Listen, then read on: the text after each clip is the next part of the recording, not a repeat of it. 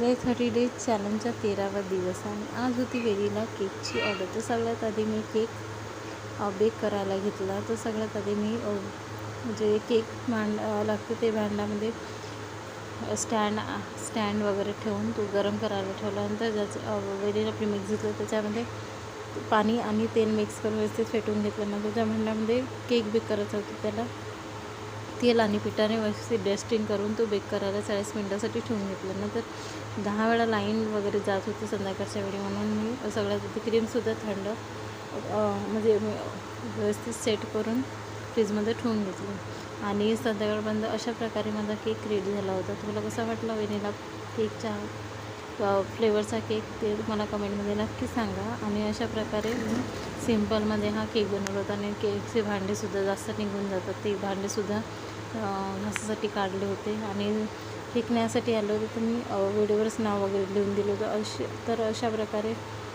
आजचा ब्लॉग होता. तुम्हाला माझा ब्लॉग आवडल्यास प्लीज लाईक करा, शेअर करा, कमेंट करा आणि चॅनलला आणि यूट्यूब चॅनलला नक्की सबस्क्राईब. भेटूया पुढच्या ब्लॉगमध्ये. बाय.